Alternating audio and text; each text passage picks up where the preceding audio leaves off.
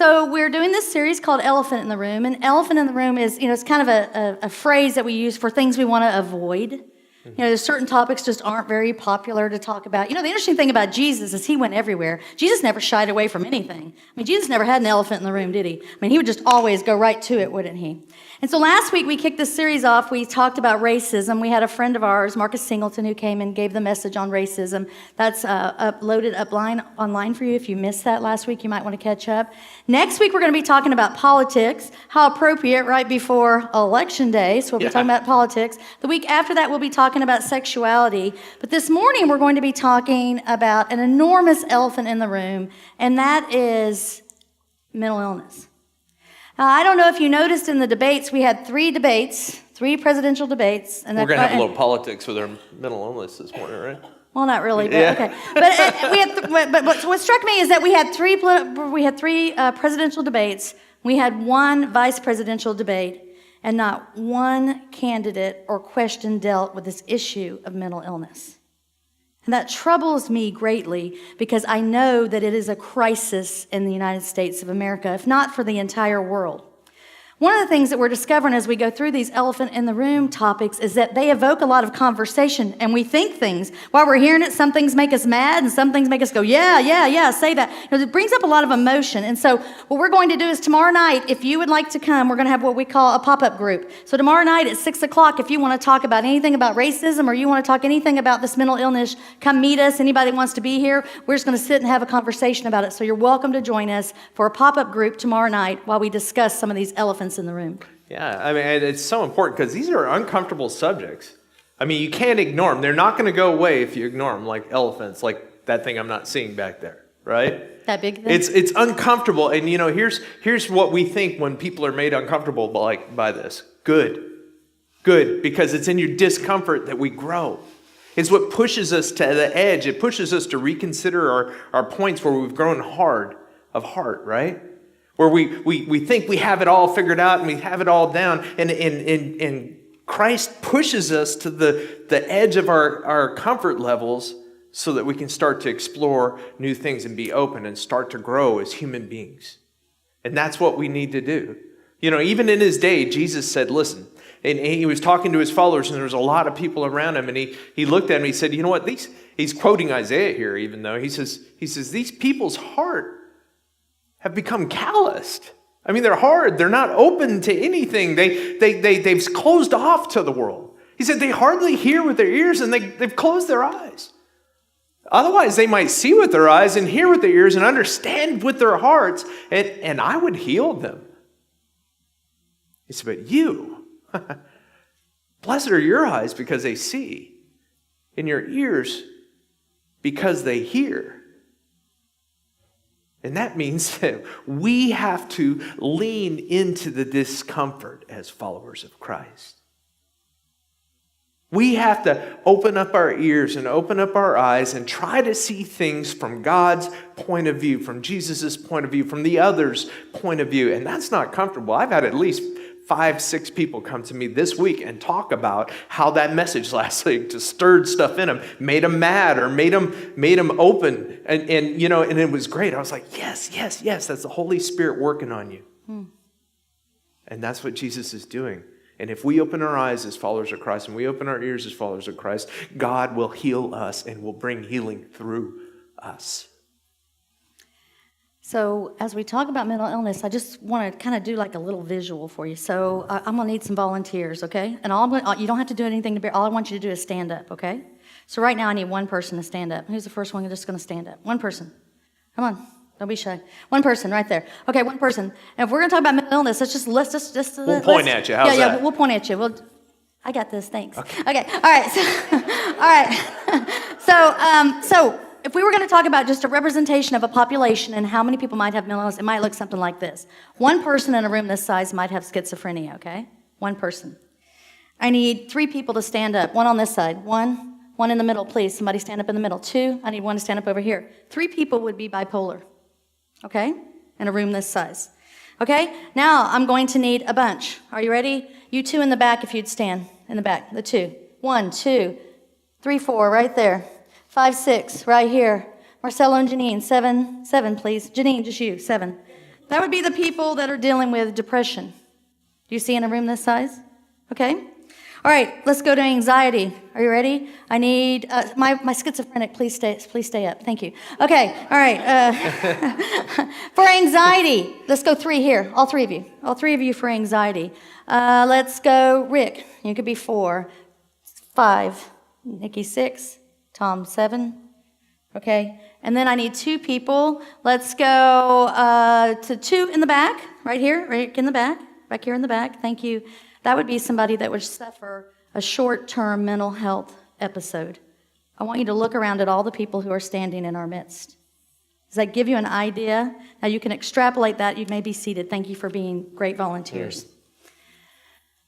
Wow, huh? That's a lot of people, right? And those people aren't just the ones impacted. Their families are impacted. Their jobs are impacted. Their workplaces, their schools, our community, everywhere we go. This is an epidemic in our country. I wanted to share some statistics with you, some things that I pulled together. In the United States, 61 million people struggle with mental illness. That's 1 in 4. So if you get 4 people together, one person's going to have to stand up in what we just did, okay? Anxiety first begins to appear in a youth. We're seeing anxiety appear in youth as young as 6 years old. 50% of it begins there. It really kicks in the teenage years with 75%. And then it continues on 100%. That's where you're going to see mental illness come into if someone's going to struggle. It comes in at these different phases. It's the leading cause of disability in our country. You know, we have a lot of things to say about people who are on disability. The leading cause for ages 15 to 45 is mental illness in our country. 30% of the kids in college suffer from severe depression. We have a lot of our college kids who are off at school right now. 30% are going to struggle with depression. 1 in 10 will make suicide plans while they're in college. Suicide is the 10th leading cause of death in the United States. The 10th leading cause. I want to point this out. With young people, it's the 3rd leading cause. We discussed this in youth group with our youth last week. And there's 38,000 a year who do commit suicide. 8 million think about it. 1 million make an attempt every year. 22 soldiers a day. We know this. Many of you have heard of this challenge. It's $140 billion, estimates that it could go as high as $200 billion cost to our economy. And what's happening in our world today, we're in such a crisis that so many of our mental hospitals have been shut down, and mental health care is such an issue that we have new places where we're seeing mental illness and where the people are flocking, and they are in our jails, and in our nursing homes, and in our shelters. They're full of people who struggle with mental illness. So there's a lot on the table when it comes to mental illness in our midst. So it would be easy for us to just kind of let that be an elephant in the room and let's ignore it. Right? Let's just ignore it. We could turn a blind eye to it. The stigma holds people back. They're not able to reach help, and there's a lot of silence. In fact, the silence is deafening in our world. 50% of the people who struggle with mental illness will never even try to seek help. They just struggle and soldier on, and they try to do the best that they can do. And the thing about mental illness is it's no respecter of person. It doesn't care if you're male or female. It doesn't care if you're educated or not. It doesn't care if you're rich. It doesn't care if you're poor. It doesn't care where you come from. It's no respecter of person. But what an opportunity we have. You see, as followers of Jesus, we are all about the soul, right? We're about the soul, but we're also about the body. We understand keeping our bodies is healthy, but we also have to understand that keeping our minds healthy is super, super important. It's all connected. The mind, the body, the soul. It's all connected. And we need to be the first ones to let every person in our world know that they are of sacred worth. Did you hear what I said? Sacred worth. To Jesus, everyone is worth somebody. And so this morning, I'm asking, would you enter in? Would you enter in to their experience and feel what it might feel like to struggle with mental illness? Some of you know. You know, that's what we're called to do as followers of Jesus. We're called to walk into that experience of suffering with people. And we'd rather not. We'd rather be all happy, clappy, and good praise music, and let's just feel good about ourselves and leave today. But we're called to walk into the suffering with forgiveness and mercy and compassion and healing. We're called. I mean, Jesus, when he had his followers in front of him, he said, listen, one of these days I'm coming back to judge you that said you were following me. I'm coming back, and you guys are up first. The followers of Christ are up first on Judgment Day. just to be clear. And he says, and this is the way it's going to go down. The people that really followed me, heart, mind, soul, and strength, I'm putting on one side of the room, and the people that said they followed me but didn't really, I'm putting on the other side of the room. And here's going to be the difference. And he says this, for I was hungry, and he's looking at the crowd that's following him. No offense, people that didn't follow him. I was hungry, and you fed me. I was thirsty. You gave me a drink. I was a stranger, and you invited me into your home.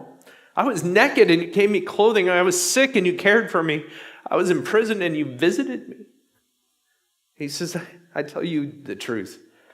When you refused to help the least of these, you were refusing to help me. That's what Judgment Day is going to look like. It's proven out by what we actually do. Not what we say we believe, or the songs we sing, or the places we go to worship, but what we do. It's proven out. It's the fruit of who we are. And that means we have to walk into suffering. And I can think of no other group of people, this is an epidemic, who suffer in exactly this way, that are hungry for acceptance, thirsty for love, who feel like strangers, sometimes even in their own homes, because nobody wants to deal with this with them. They feel naked, they're ashamed, they're vulnerable, they're sick. This is a physical ailment.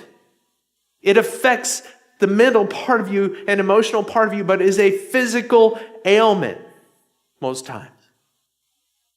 And people who are more trapped in their own being than those who suffer with mental illness.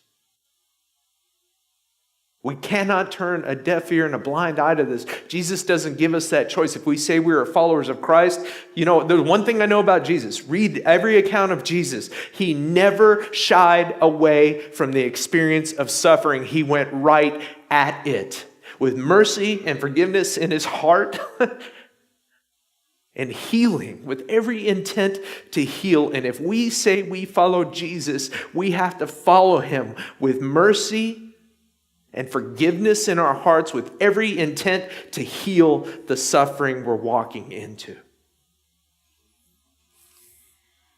You know, this experience of mental illness is different for all of us, but some of us have a personal experience. And, you know, sometimes the things that we say to people who are having a personal experience with mental illness can be so hurtful. For example, if you'll just find Jesus, you know, Christianity will fix it. Could you imagine telling somebody who had diabetes or cancer or another disease that if you just find Jesus, it'll fix it? But we do this all the time to people who have mental illness.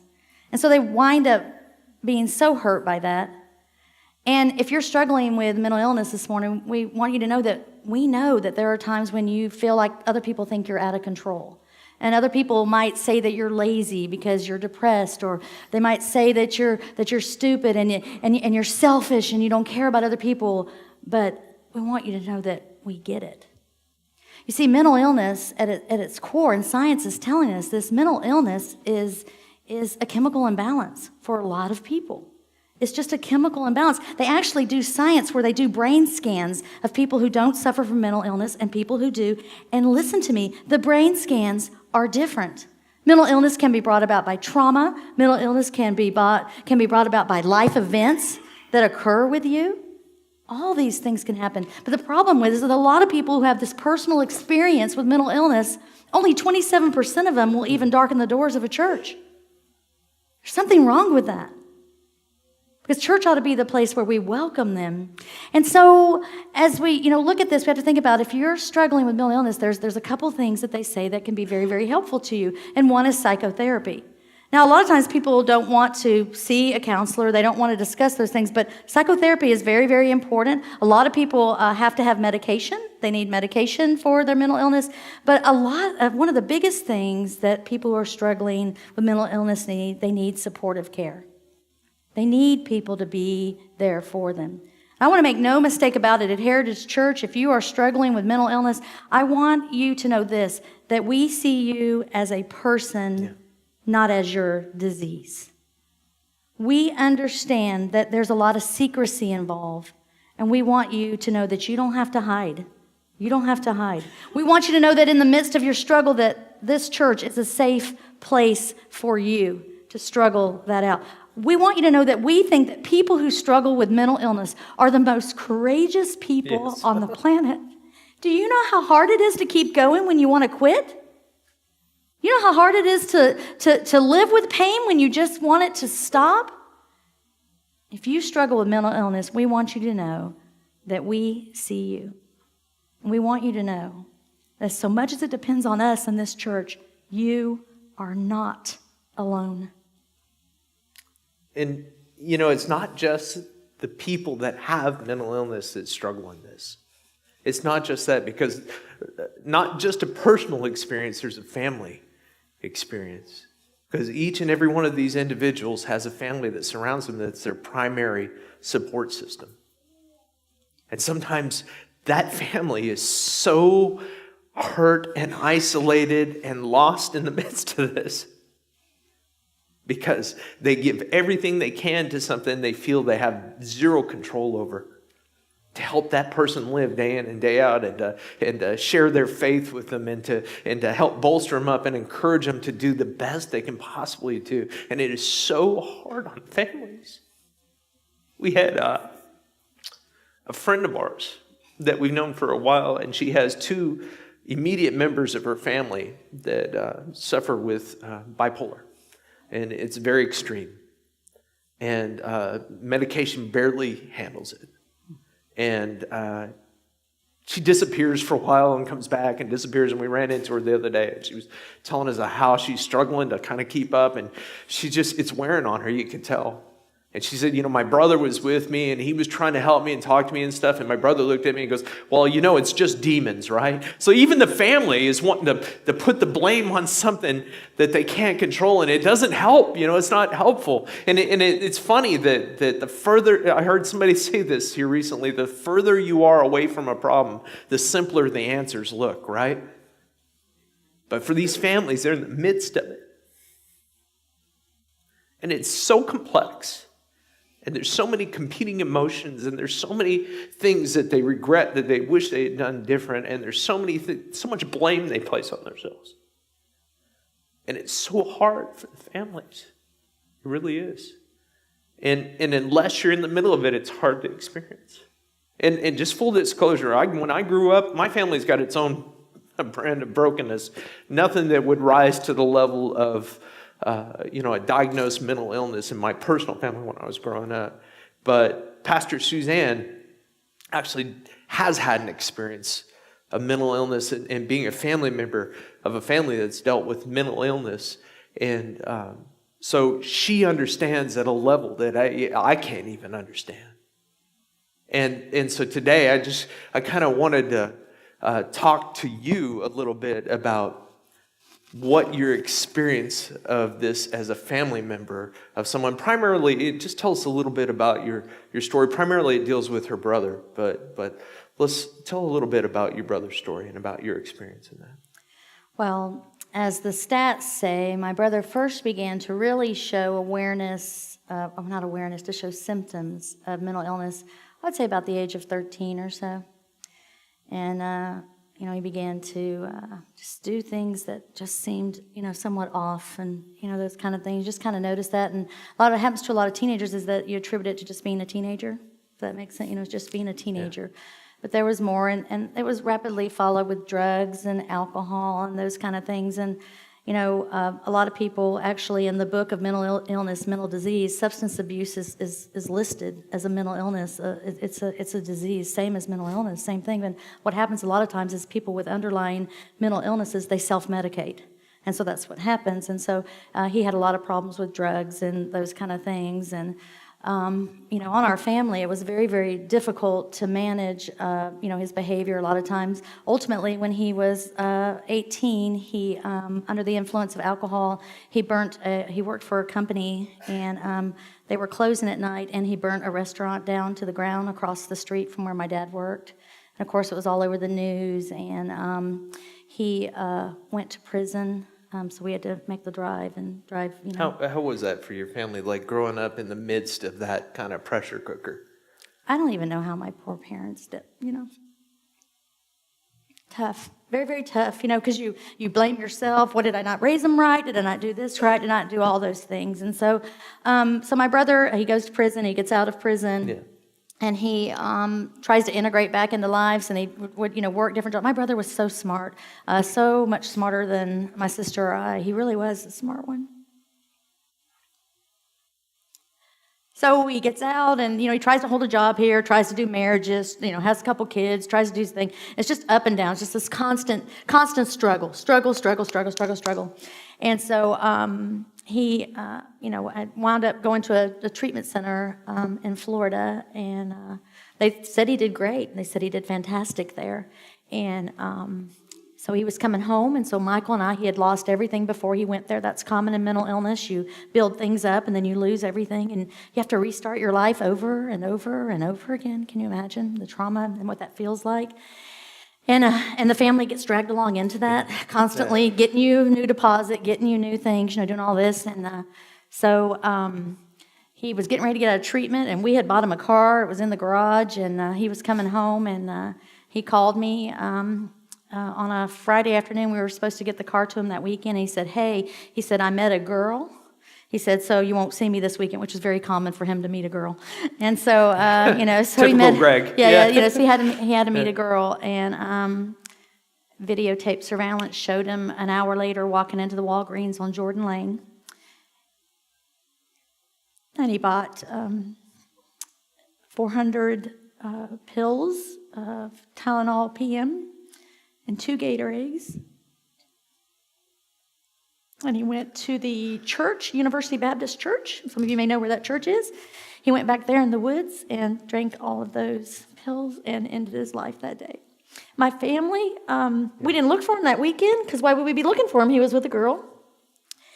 And we heard on the news, I believe it was the following Tuesday, that a body had been found behind University Baptist Church, never having, any idea that it would be somebody related to us. We had no idea. So I was at church in a meeting, and my phone kept going off. And you know how when you're in a meeting and it annoys you that a family member keeps calling you while you're in the meeting? It's kind of what I'm doing. Why are you doing this? And so Michael finally picked up his phone, because his phone began to go off. And Michael turned to me and he said, Greg is dead.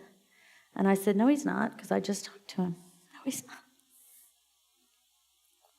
So, and this is the experience of a lot of families that have, members that struggle with mental illness and lose hope, really. So what did his departure, his choice to end his life, what do you think the net effect on your family has been?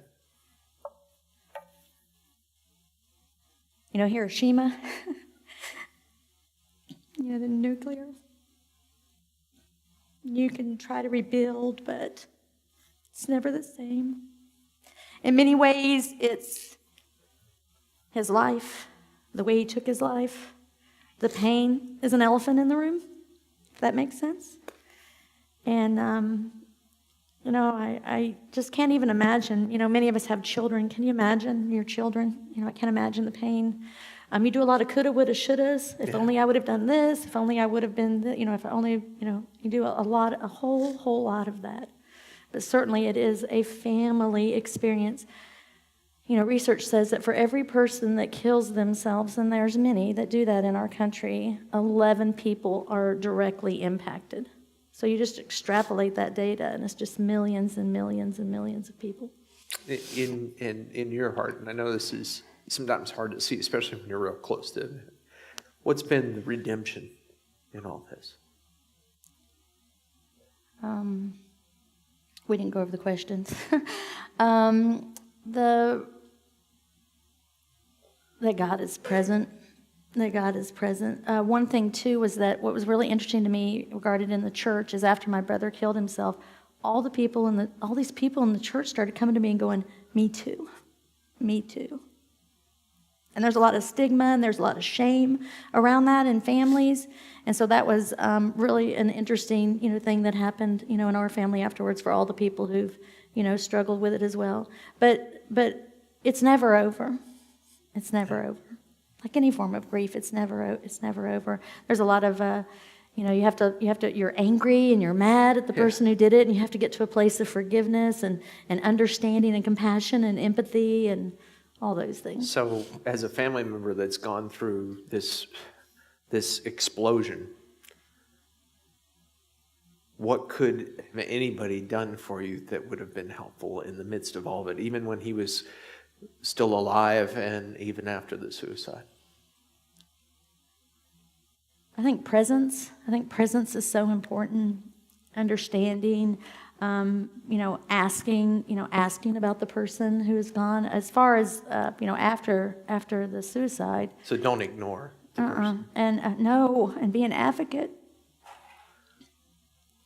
And then afterwards, I would say the most powerful thing I have is that, our whole family was a mess, and everybody's off in their different corners, grieving in their different ways, coming together at different times. But I can remember a friend of mine came over, and she rang the doorbell, and she walked in my house, and everybody else was bringing casseroles, which is great. Don't get me wrong. Casseroles are great. We don't know what to in the South. We don't know what to do. We cook casserole, right? And so everybody else was bringing casseroles, but she came over empty-handed, and she just sat there. And I said, well, what do you? She said, I just want to sit. I want to sit with you. I want to sit in the suffering with you.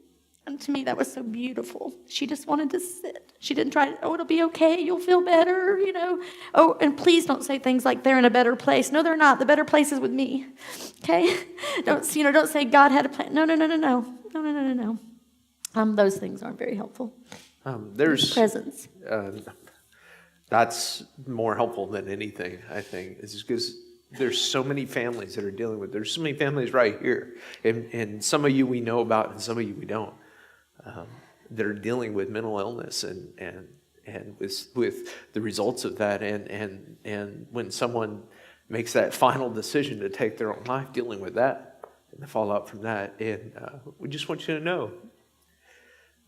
No one gets it exactly like you do. You're in the midst of it. And we can stand from afar and offer platitudes and quick and easy solutions, but allow us to walk into the suffering with you. Please. We were willing. Allow us to walk into it with you. Have us be there as a presence with you. Open up your life to it because it's healing. It's healing, and it's what we're called to do. Allow us to do that. Don't close off. Don't close off. Open yourself up to community. It'll be one of the most healing things for you. And there's a lot more I could say. In fact, I was telling Michael as we prepared this, I said, we could do a whole series on this. There's a lot more that could be said. And certainly we're not mental health care professionals, but this is an issue that we really, really need to discuss.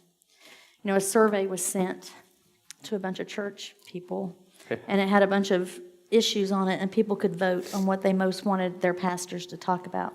And for people whose families don't have mental illness, the topic of mental illness, a sermon on mental illness to them was number 42 on the list.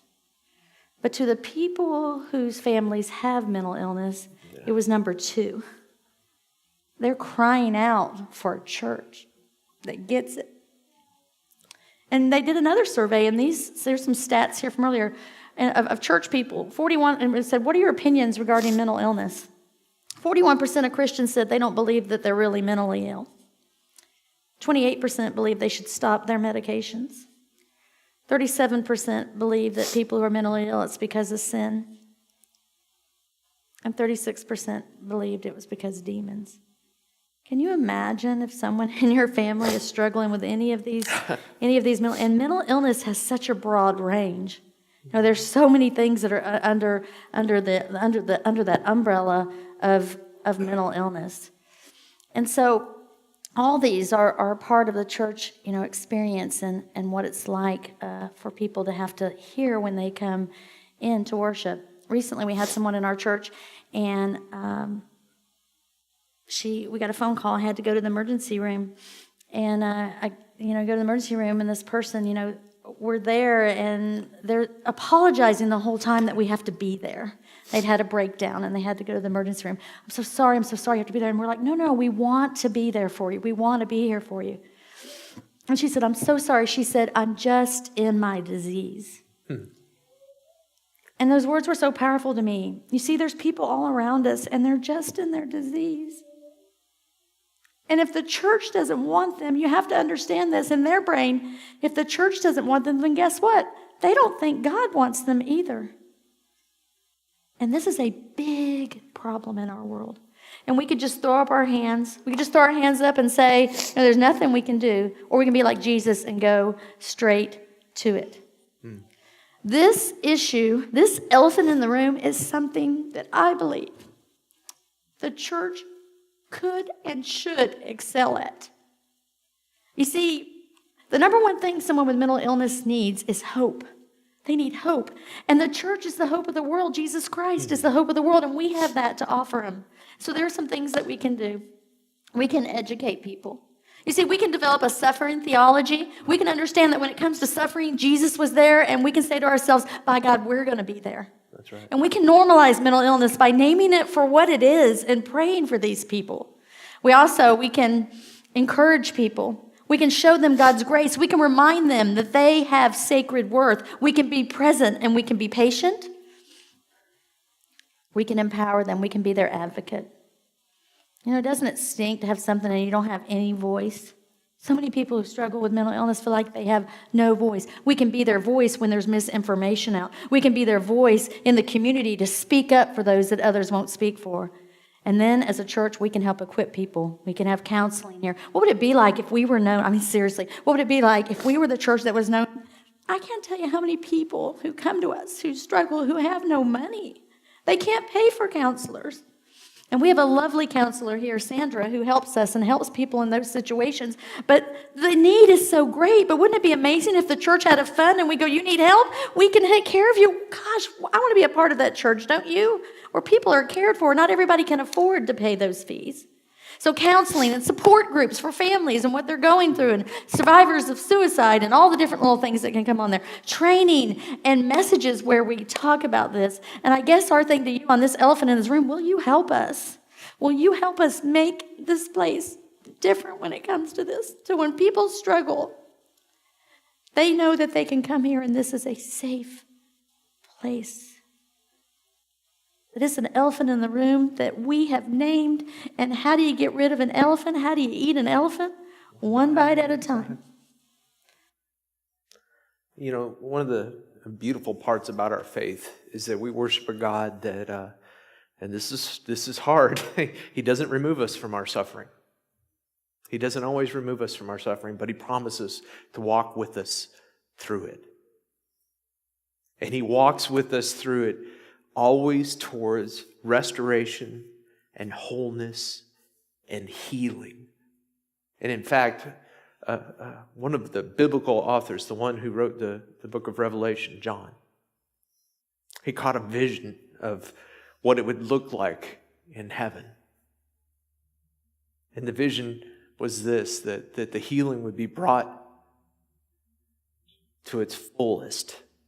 He said God Himself will be with them and be their God, and He'll wipe every tear from their eyes, and there will be no more death or mourning or crying or pain, for the old order of things has passed away.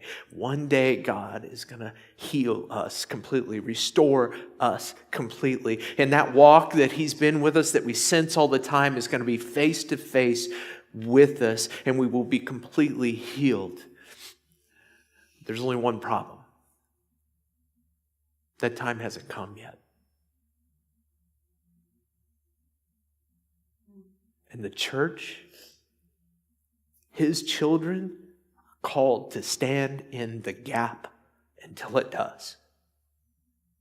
And walk with people through their suffering towards wholeness and healing and restoration. We are called to walk into the suffering. And it's uncomfortable, but it's our call if we say we follow Christ. It is.